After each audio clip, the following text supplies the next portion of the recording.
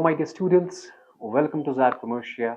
आज का टॉपिक है what do you mean by selection of an enterprise, कि आप अपना बिजनेस सिलेक्ट कैसे कर सकते हैं।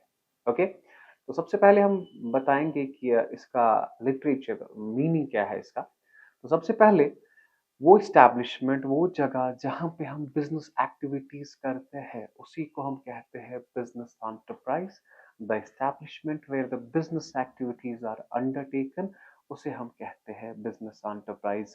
जिस जगह या जिस बिल्डिंग में हम अपना काम करते हैं, उसी को तो हम कहेंगे अपना बिजनेस एंटरप्राइज। ठीक है। और इसके बाद पहले आप याद याद रखिए एक बात, कि ये जो मैं बना रहा हूँ ना, एक स्टूडेंट सेंट्रिक, स्टूडेंट को इजी लगे। ये एग्जाम में क्या लिखना है बराबर उतना ही बना रहा हूँ, ना ही ज्यादा ना ही कम। स्टूडेंट सेंट्रिक है। अगर मैं टीचर सेंट्रिक पढ़ाने बैठूं तो बहुत सारी इंफॉर्मेशन है, लेकिन वो आपके लिए जरूरत नहीं लगेगी। आपको सिर्फ एग्जाम में कैसे लिखना है, मैं वही आपको बना रहा हूँ। ठीक है। आई होप आप ये एफर्ट्स काउंट करेंगे। ओके। द बिजनेस एंटरप्राइज जो है, या तो इसका जो मालिक होगा या तो होगा एक, या होगा एक से ज्यादा। ये जो बिजनेस एंटरप्राइज है may be owned by an one individual और मोर देन वन इंडिविजुअल। इस बिजनेस का एक मालिक हो सकता है या एक से ज्यादा। एक होगा तो सोल प्रोप्राइटर, एक से ज्यादा पार्टनर या बड़े लेवल पे शेयर होल्डर कंपनी। हाँ, ठीक है। अब एक एंटरप्रेन्योर को पहले ही इंसिपिएंटली ये सिलेक्ट करना है कि कहाँ पे इन्वेस्ट करूं, कहाँ पे इन्वेस्ट करूं। The process of selecting an enterprise, enterprise को सिलेक्ट करना, वो कहाँ से आता है? एनवायरमेंट स्कैनिंग से, जो मैंने आपको पहले ही कहा था। Is it clear?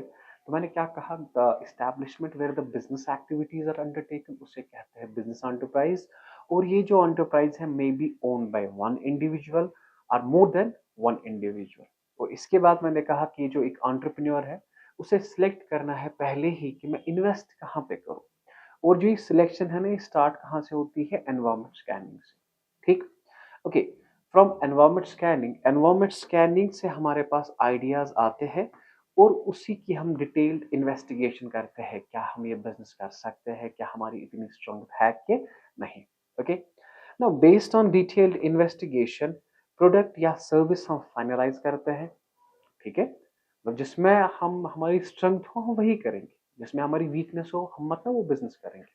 ओके। तो पहले पहले जब ये बिजनेस करता है तो ये लिमिटेड रेंज में बनाता है, फिर आगे जाके ये एक्सपेंड कर सकता है, बिकॉज पहले हर एक को सीखना है। Is it clear? So this is what you called selection of an enterprise. बस एग्जामिनेशन पॉइंट ऑफ व्यू के हिसाब से बराबर आप देखिए लिटरेचर है कि नहीं। ठीक है। Now questions. Steps in setting up an enterprise, ऐसे कौन से स्टेप्स हैं जो हमें फॉलो करना है, ठीक है, एक बिजनेस बनाने में। ओके। सबसे पहले हर एक बिजनेस के अलग अलग स्टेप्स है। If I talk of mind, I don't know coaching in a shoot, मेरे अलग स्टेप्स होंगे।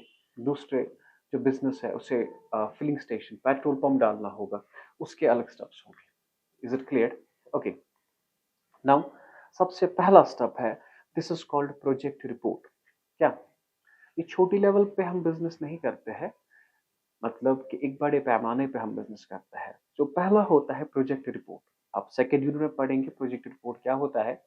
एक डॉक्यूमेंट होता है। What is it? एक डॉक्यूमेंट होता है जिसमें हम अपनी सारी डिटेल बताते हैं कि हम कौन सा प्रोडक्ट बनाने जा रहे हैं।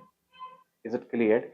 पैसा कहाँ से आएगा, किधर, किस पे इन्वेस्ट करेंगे, हमारे कस्टमर्स कौन होंगे, हमारा सेलर जो है वो कौन हो, हमारे जो कस्टमर्स होंगे वो कौन से होंगे, हमारे सप्लायर्स कौन से होंगे, हम मार्केटिंग कहाँ से करेंगे, ये हम पहले ही बताते हैं। Is it clear? एक डॉक्यूमेंट में, जिसे हम कहते हैं प्रोजेक्ट रिपोर्ट। हाँ, कल को हमें लोन की जरूरत होती है, हम बैंक को यही प्रोजेक्ट रिपोर्ट दिखाते हैं।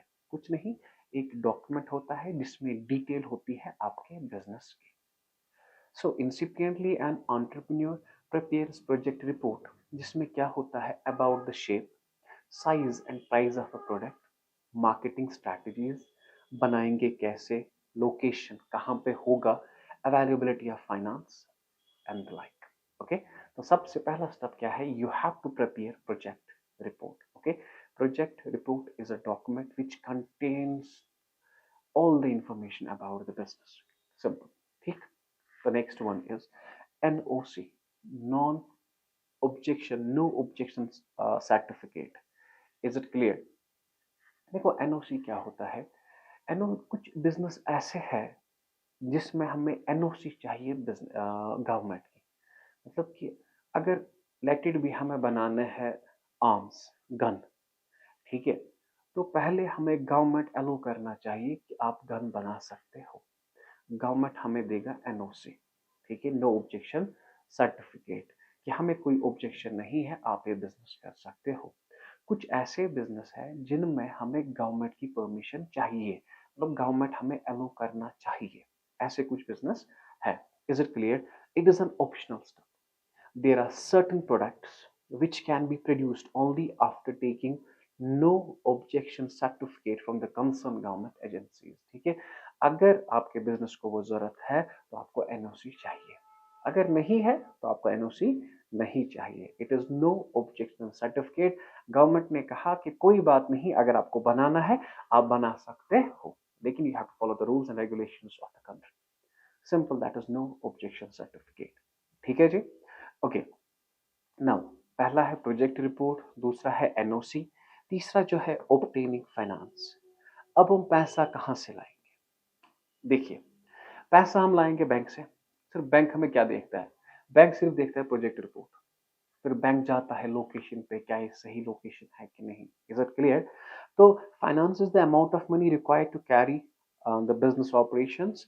In this stage, he applies for loan by submitting an application and get the sanction। इस स्टेप में ये क्या करता है? ये बैंक के पास जाता है, लोन की एप्लीकेशन देता है और इसे लोन दिया जाता है, क्योंकि जब हर एक स्टेप ये फॉलो करता है तो लोन इजीली मिल जाता है।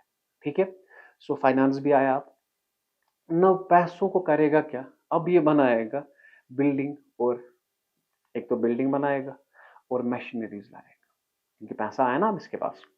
After getting the loan sanctioned, the entrepreneur should start to construct the building if he is planning to make his own building for carrying on business and lay out the plant in a desired manner।